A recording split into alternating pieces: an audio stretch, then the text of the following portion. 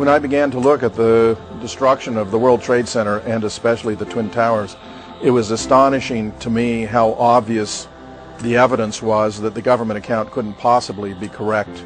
Of course, the government maintains that the buildings came down as a result of the impact of jet aircraft resulting jet fuel fires, which weakened or melted the steel and led to a pancake collapse. That's indefensible on every count. The buildings were designed to withstand the impact of the then largest commercial airliners, which were Boeing 707s, very similar in their size and mass and fuel capacity to the 767s that actually hit the building. Most of the fuel from these planes burned up in spectacular fireballs. The fires that resulted were relatively modest. The melting point of steel turns out to be 2,800 degrees Fahrenheit. The highest temperature you can acquire with a jet fuel-based fire, which is principally kerosene incidentally, is 1,000 degrees lower under ideal circumstances. The billowing black clouds indicated these were oxygen-starved or deprived fires that were burning much lower temperatures. In fact, the estimates on all sides are those fires were only running about 500 degrees Fahrenheit, much too low, obviously, for the steel to have melted or even to have weakened, since Underwriters Laboratory had certified the steel up to 2,000 degrees for 3 to 4 hours.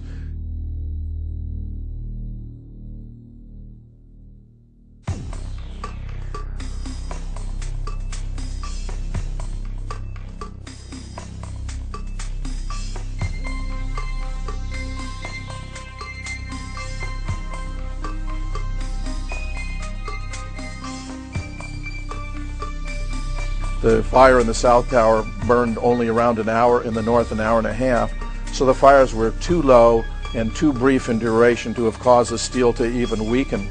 If the steel had weakened, there would have been asymmetrical sagging, it would have been gradual, and you wouldn't have had enough dynamic energy to cause a collapse in any case. The whole theory of a pancake collapse is a physical impossibility.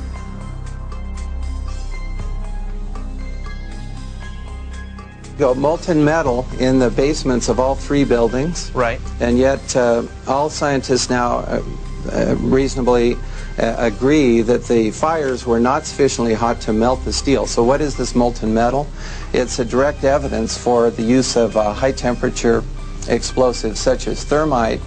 Thermite produces molten iron as an end product. Okay. We appreciate your coming on, even if I don't understand your theories. We appreciate you trying to explain them. Thanks.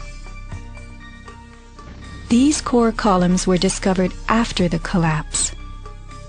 The angled cut occurs in exactly the manner that shaped charges slice through steel beams to control the way they fall.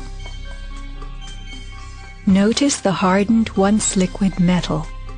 Was thermite used with the shaped charge?